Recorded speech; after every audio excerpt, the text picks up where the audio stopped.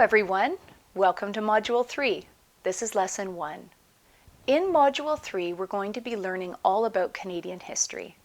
And a part of showing your knowledge of Canada is showing that you understand Canadian history.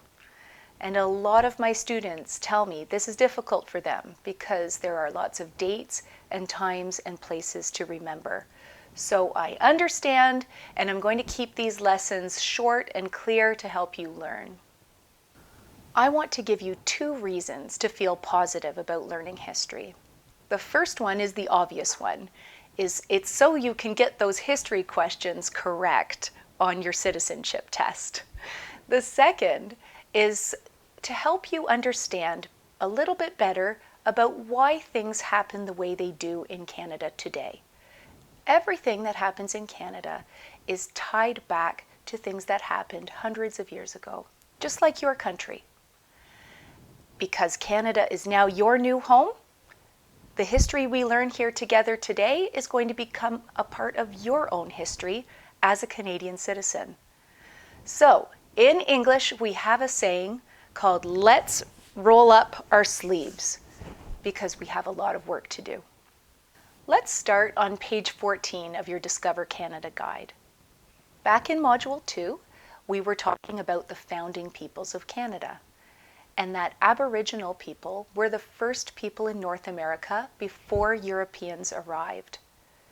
You may also remember we learned some different terms for this group. Aboriginal is what appears most often in your Discover Canada guide, but you'll also see terms like Indigenous Canadian and First Nations. You may also see terms like Native and Indian. Those were words that were used more in history, and they don't have a very positive sound now. When Europeans arrived in North America, they thought they were somewhere else, the East Indies, and that's why Aboriginal people were called Indian by Europeans. Aboriginal people lived off the land at this time. Lived off the land means that they hunted, collected wild plants and berries, and grew food too. The Huron-Wendat and Iroquois, who live around the Great Lakes in Ontario, were farmers and hunters. The Cree and Dene, who lived in the Northwest, were hunters who collected food. The Sioux, notice how I pronounce that, they did not live in one place, and they followed the bison or buffalo. We call that nomadic. The Inuit hunted Arctic wildlife like seals and whales for food, and West Coast nations dried and smoked fish for food. There was war and fighting between Aboriginal groups because they had to compete for food and land. If you're interested in this part of Canadian history, there is a very great novel by a Canadian author named Joseph Boyden. The book is called The Arenda, and I have included the link for this book in the resource area of this module. When European traders and missionaries, who were religious Christian men, and soldiers first arrived in North America, life became very difficult for Aboriginal people. They were not immune to the diseases that the Europeans brought with them, and many of them died.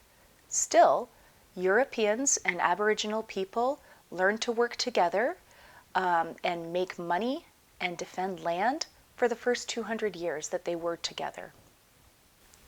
Now let's talk about the Europeans.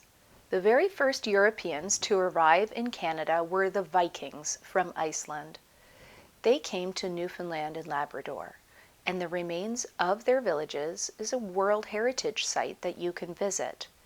It is called L'Anse aux Meadows.